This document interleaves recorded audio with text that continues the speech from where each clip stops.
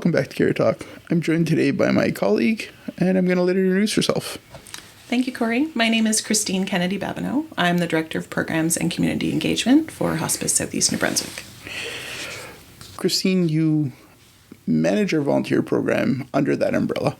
Can you talk to me a bit about why volunteer management for you personally? Sure. So I'm one of the rare people that knew what they wanted to do with their lives from a really young age. I was 12 and I knew that seniors were the people or the population that I wanted to work with.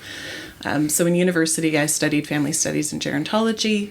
And while I was going to university, I ended up working as a volunteer manager at the hospital. I had volunteered there for 5 years, starting as young as 14 when they'd let me in, and had volunteered, full-time for years at the hospital growing up.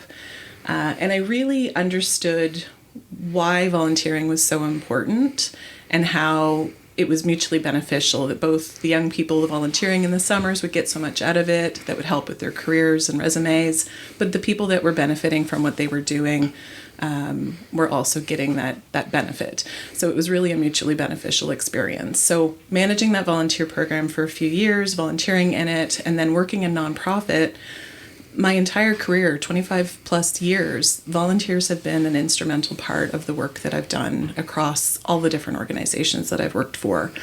Oftentimes, volunteers are the reason an organization even exists, including hospice. It's volunteers that really started it all and continue to drive. Volunteers are the driving force of a lot of nonprofits. They create the board of directors. They help shape the mission, vision, values of organizations. And so volunteers I see as the backbone of organizations and the launching point for most of them. And so it's always been a topic that I've been interested in, I've been invested in. I've always volunteered my whole life. And I just think it's really important to have competently run programs so that people have mutually beneficial experiences.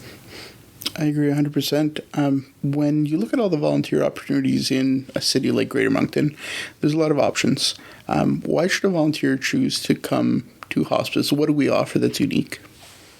It's an excellent question. There are so many nonprofit organizations in the region, all of them in need of volunteer supports to be able to achieve their mission, and hospice is no different. There are a wide variety of ways that people can be involved in our organization, either specifically working with people who are palliative and their families, or working in other ways like our boutique hospice shop that indirectly supports that population. But I think at the end of the day, what makes what we do unique and what we have to offer volunteers is this unique environment. And this, for lack of a better word, the specialness of what it is that we do. Hospice care is palliative care. And palliative care is, providing support and services at the end of life. And so our volunteers are involved in a wide variety of ways with the individuals who are facing the end of life and the families and loved ones, friends, coworkers connected with them. Also working closely with our staff, which is very unique to most volunteer opportunities in the city.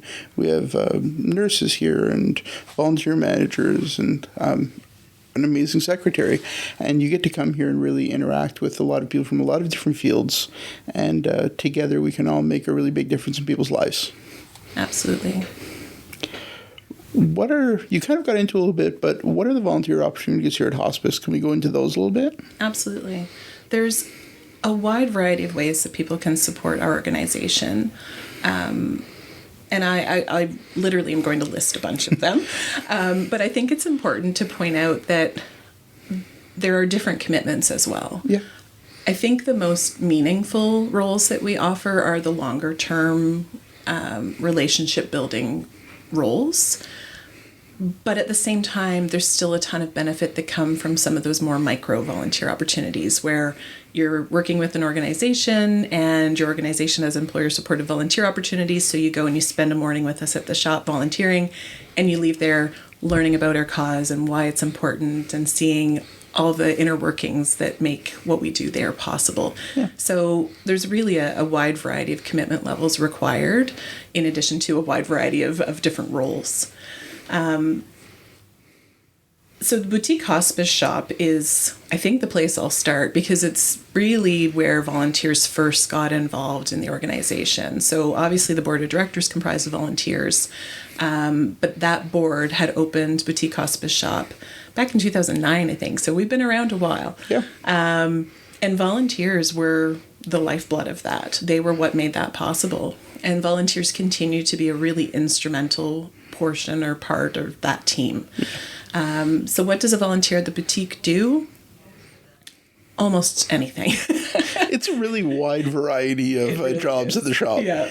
And we do have staff supports there, that, but volunteers are involved in so many ways. And really the bulk of what we see them doing is going through the donated items.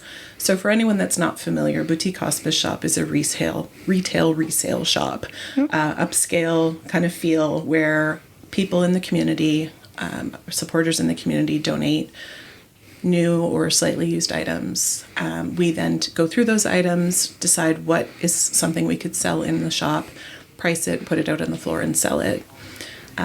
Sales from all of those items that are donated go back to support the services that hospice offers, and the donor gets a tax receipt for whatever the sales price is of the item. So at the end of the year, we issue a tax receipt.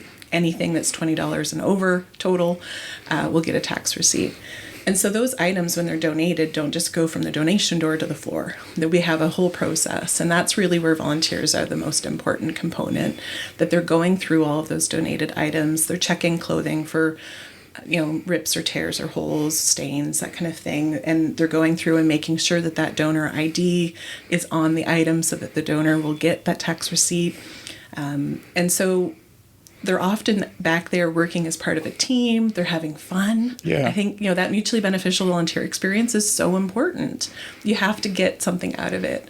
And I think for a lot of people that are in that role, they're going and they're having some social time. They're connecting with people they've been volunteering with consistently for years. They're meeting new people and new volunteers. And they know that they're making a difference. So, and there's specialized roles within the boutique as well. Like we have one lady that's been volunteering for what seems like forever, ironing. I'm sorry, you couldn't pay me to iron, but she loves it. Yeah. And we need that. And it's so incredible to have someone with that interest and skill set. So I think, it's part of our program too, is finding those niches for people. Yeah. We're not going to create a role just to meet someone's need or desire. But when we have specific needs and desires and find the right person that has that skill, we're absolutely going to connect them with that opportunity. 100%. So a lot of our volunteer opportunities are here at Maison Bauhaus. From the very first second you walk in the door with the greeters. Can we get into some of those opportunities next? Absolutely. So like you said, at Maison Albert House, the moment you walk in our door, you're greeted by a volunteer. So we have, literally, we call them greeters. And those greeters are here 12 hours a day. So they're 4 3-hour shifts, 7 days a week. So a volunteer would commit to work, say 9 to noon as an example. And they are at the door to be that welcoming face. So when a family member or loved one comes in to visit their, the person that's a resident, there's someone friendly smiling at them that shows them where to go, what to do, can help them get a cup of coffee. Yeah. And what started as a pandemic requirement, we needed people to sign in and put on a mask and all of that, has really turned into best practice for us, that we are providing that person for people that, I don't know who to talk to or where to go. I'm overwhelmed walking into this building for the first time. It's beautiful, but I'm still scared. Well, here's a person that's smiling at me and willing to show me around. Yeah. I think it's a really important role that volunteers have with the organization, and yet it's really simple. Yeah. Other ways that volunteers are involved here at Maison Albert House are in our kitchen. So we have a couple of different types of kitchen volunteers. Some of them have culinary experience, that they have cooked in professional kitchens or similar environments in the past, and they're supporting our our team there in preparing meals or coming up with recipes or getting the groceries, things that support the meal preparation portion. We also have volunteers that are coming in at meal times and helping to serve the meals. So a meal that's already prepared is being taken down to people's rooms, making sure that people have what they need. There's a lot of love and care that goes into the meals that are prepared in this facility, and I think the volunteers really help make that possible and amplify what the staff are doing and trying to do by giving them the extra hands. Sometimes it's as simple as like, I don't have any culinary experience, but I want to help. So we've got somebody, that is literally washing dishes. Again, couldn't pay me to do that, but it's the perfect fit for him. It's so different from what he does in his 9 to 5, and he knows he's making an impact and having a difference, that is the right fit for him. So I think finding the right role for people is super important. And again, we have lots of needs, but it's, part of why there's so many different opportunities is that you can find the right role for each person. We also have volunteers that typically they have some experience with us. They've been involved in some way, or they started with a greeter and became familiar with us, or they worked in the kitchen to become familiar. But we do have a small but growing program of volunteers that do some bedside work. So that's actually going and sitting with residents. Usually we hear people saying, like, I want to sit with someone that doesn't have family. But it's not always those people that need that. Sometimes people just need companionship in between their family visits. Or the family, it gives people, as much as we're providing that 24/7 care, our staff are not sitting bedside with people. And so sometimes having a volunteer that will come and sit with your loved one gives you the respite and comfort to walk away for an hour and go get some lunch, or to go home and do some laundry, knowing that you haven't left your loved one with no one at their side. And even though, again, there's people are here 24/7, but I think volunteers have a role to offer there in providing that additional layer of comfort and companionship. Talking to them about their life stories, and sometimes it's super simple things like, what did you eat for breakfast? But other times people are reflecting on their lives and their experiences, and they want someone to listen. Yeah. And I think at the end of the day, when our volunteers sit with people and listen to them and validate their stories, I think we're doing a great service for those residents at the end of life. Yeah.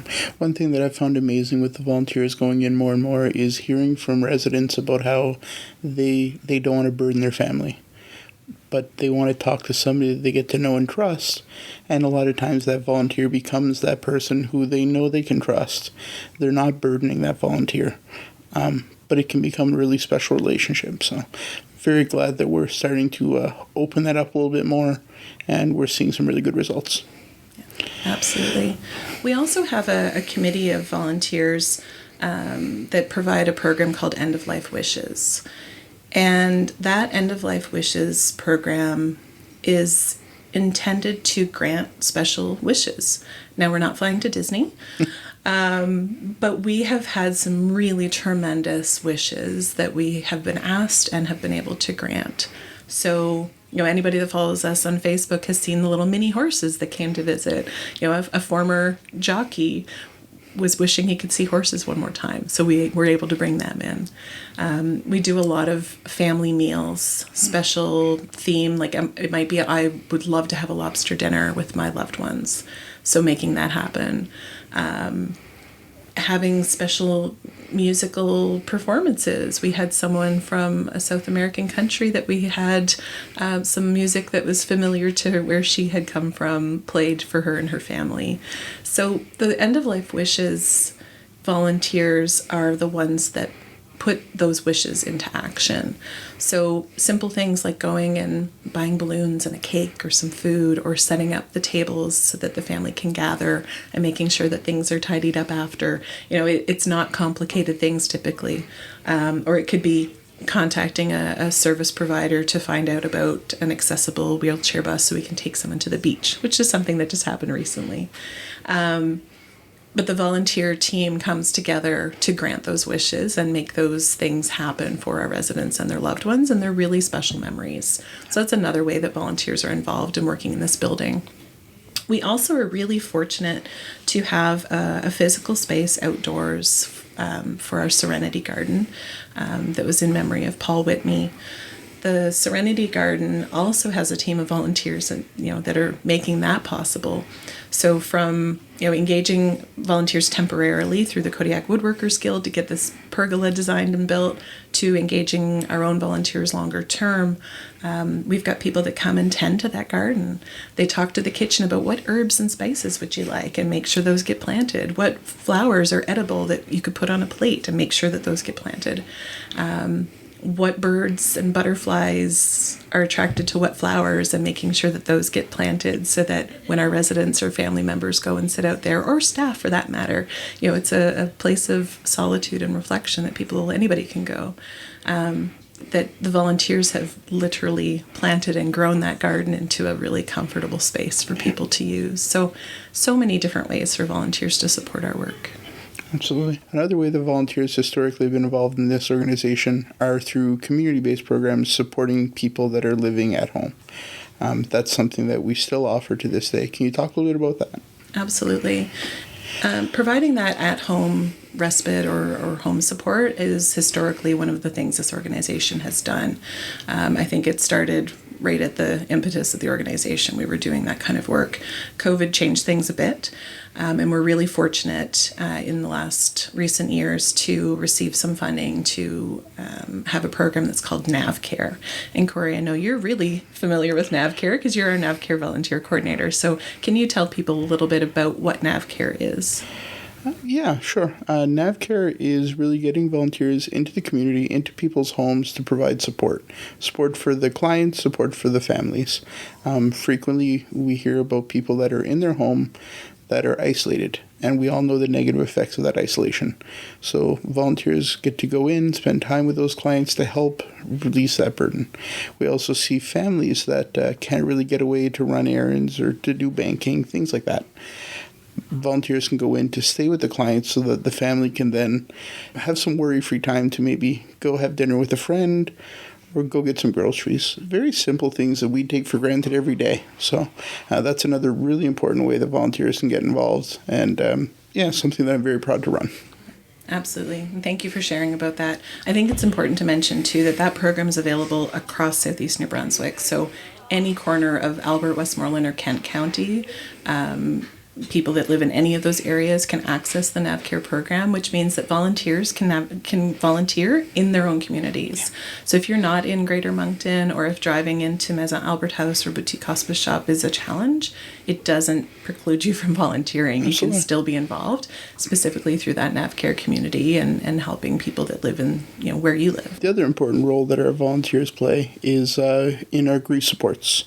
Another thing that historically we've been offering for well over a decade. Can we talk a little bit about those grief support programs? Absolutely. I think anybody that's come through our grief support programs is familiar with Ruth Johnstone. She has been leading these grief support groups for the last 18 years. We are actively recruiting volunteers that can help continue that facilitation work, acknowledging Ruth's not going to do it forever, even though we'd love her to. So we've been able to get a couple of new volunteers to offer those programs in English and in French and virtually as well. So really building on the strong foundation that the organization has built with Ruth's support. So volunteers that offer those grief and bereavement support programs are really providing peer support. So they have lived experience. We do provide some training and support, but they are really providing an outlet to access that peer support of someone who's been there. I think throughout the process of grief and the whole journey of anticipatory grief, knowing that your loved one's going to die or there's been a diagnosis, there's something going to happen, and through to having them pass and then dealing with the grief period after, for me personally, but also talking to lots of people, I think one of the most important things is to see that you're not alone. Grief is such a solitary experience. You feel, even though everyone around you is losing that person too, you feel really alone because your relationship with that person is different than anybody else's. But at the end of the day, you're not alone. And while the other person's experience isn't the same as you, they have that lived experience. They have that understanding. I truly believe that no one grief is better or worse than the other. My tragedy is the worst tragedy possible, but your tragedy is also the worst tragedy possible to you. Tragedy, and maybe a harsh word, but the loss of a loved one being what I mean. So I think that peer support is really an essential service that we're providing to the community in giving them a safe space to talk about it, to share about it, to do different activities. We have a 7-week grief program.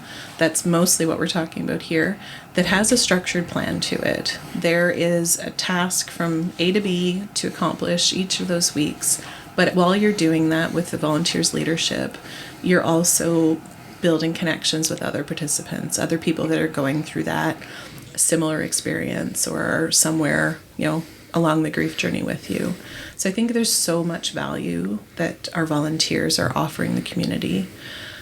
We've also been really fortunate to have volunteers join us to offer some other grief programming. Yeah. So specifically, we've got a couple of grief walks that we're going to try this fall and see what works. And I think that's one of the neat things about volunteer engagement is you've got people that come to the table with, hey, I've got this great idea. Well, yeah, let's go for a walk in the woods and talk about grief, or not talk about grief, but know you're safe. Mm-hmm. So when a volunteer approaches you with an idea that makes sense, that fits with our mission, we say yes, wherever we can.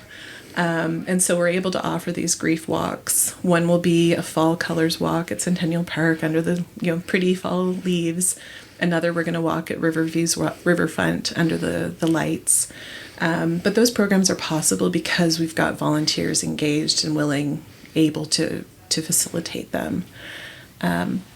We also have coping with grief during the holidays session that, again, is possible because of volunteers. The holidays can be a really challenging time for a lot of people. We all, reminisce and reflect on the traditions, and now with the loved one gone, those traditions are different. And so we offer this one-time session about, coping with grief during the holidays that, again, is possible because of our volunteers. Another thing that's, with our grief programs, but not exactly grief, is our Death Cafe. Yeah. And that's something that's super popular with the community. Again, it's thanks to volunteers that we started that and that we're able to continue to do that. We have a daytime session once a month. We have an evening session once a month. They're both right now held at Omni Quality Living, which is at 230 John Street in Moncton. Free parking, free refreshments. They've been a fantastic support.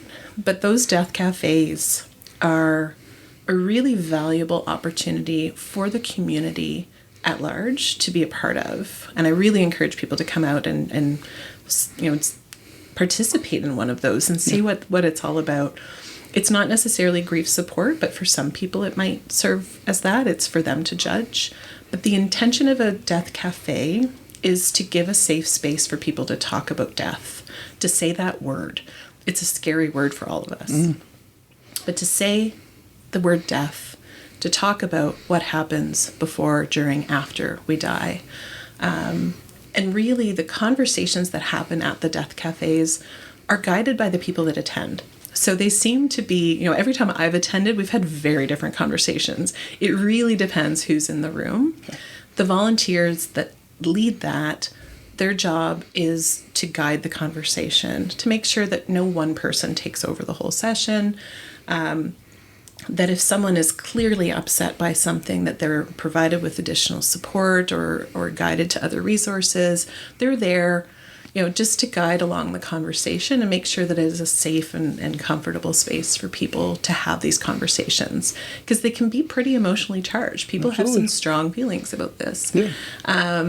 But generally speaking, it's just a safe space to come together, gather with people that are willing and comfortable to have those difficult conversations, or that just want to listen to other people having those conversations. So the Death Cafe, again, a volunteer-led program that wouldn't be possible if it wasn't for the volunteers that give of their time and their talent to this organization.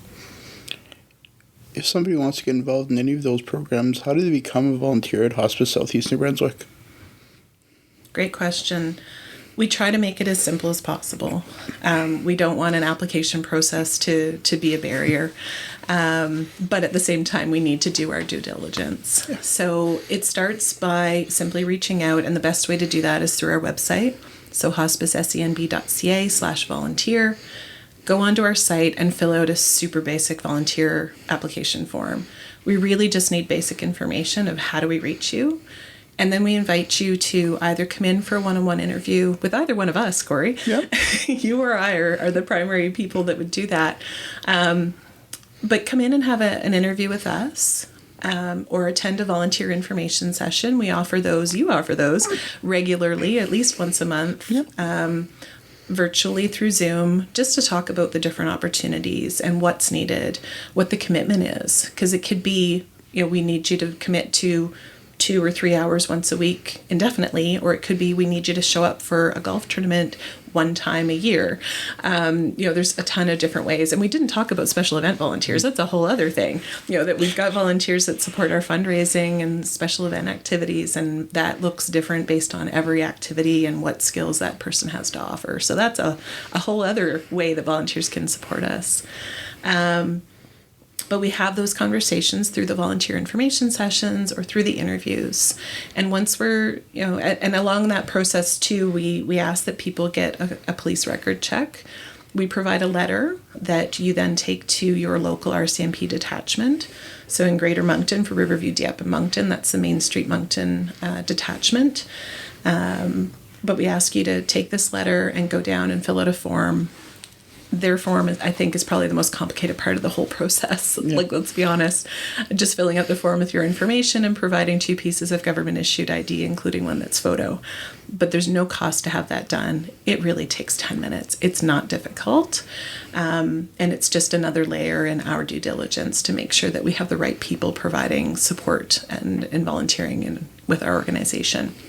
So that police record check, coming and having a meeting with us, and then training. So once we've worked with you to identify if this organization is the right fit for you, because going back to what we said in the beginning, there's so many different places that we might realize in talking to you that, sure, we'd love to have your support because we need volunteers too, but we might realize that the skills you have to offer could really be beneficial elsewhere.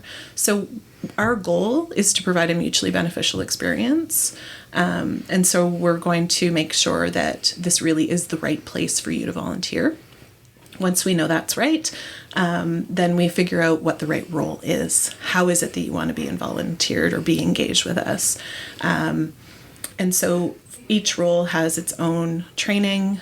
So let's use the greeter as a good example. So someone that wants to be a greeter at Maison Albert House would be provided with a position description. There's a training document that's, 5 or 6 pages long, not complicated, but it's kind of the ins and outs of how things work here. The volunteer's provided with that information, and then they come in and they shadow another volunteer for a shift, so that they are familiar, they can ask questions, and then, once they're comfortable, once they've had the training and support that they need, then they're able to start and have their regular shift. So it varies by role. NavCare, is a whole other thing where there's an online module process that people need to go through to be able to qualify. But it's really about making sure that we have the orientation and training sessions available that are tailored to the role to make sure people have the skills and knowledge they need to be successful. Absolutely. And then once you become a volunteer, we'll be here to support you throughout your journey. Absolutely. So Christine, now we're going to veer away from the volunteer piece. And I'm going to ask the same final question that I ask everybody that comes on this podcast. If we're making a hospice mixtape, which we're definitely going to be making a hospice Spotify playlist, I believe. Stay tuned. What song are you going to add to it? Now, I know you want to add 22 songs. I do. We're going to limit it to a couple songs here. What song do you want to add to that mixtape, Christine? I love music. And I've told you, I can't limit it to one song. But for the purposes of today, my current song is When You Lose Someone by Nina Nesbitt. Okay. Are you familiar with that one? I've heard it before, yes. Yeah. Music has had a really important role in my grief journey. I recently lost my sister. And this song has been a really important piece of my grief journey. Is that, I don't know if that sounds silly or not. Everyone's grief journey is different. But this song just speaks to so many parts of my lived experience. And even though she's singing about how when you lose someone, it's the hardest thing you've ever had happen, and it hits you like a train, essentially, I don't feel alone. Yeah. And she has a beautiful voice. And the song makes me smile. Yeah. And I went through a period where I played it every day, all day. When I drove in the car, it was my song. But it didn't make me sad. It reminded me of my sister Heather, and it made me feel joyful. And I think working in palliative, in this grief space, it's a song that more people should know about. I just happened across it. So I want us to add that song to our playlist. And then I want you to come back and ask me for like 10 more, because I've got a whole bunch. Okay, we'll do. No, I don't think it's silly at all. I think music plays an important role in our grief journey. I think music plays an important role in all aspects of our life. Culturally, I think music is huge. And I'm loving how our playlist is starting to grow. So, Christine, thank you for joining me. I can't wait to have you back on sometime. And your wisdom and knowledge is very much appreciated by this podcast. So, thank you for your time. Thank you, Corey. I appreciate the opportunity to talk. You know, I'm a long-winded one, so I think this might be a long podcast. But thank you to you for the invitation, and to anyone that's listened this long.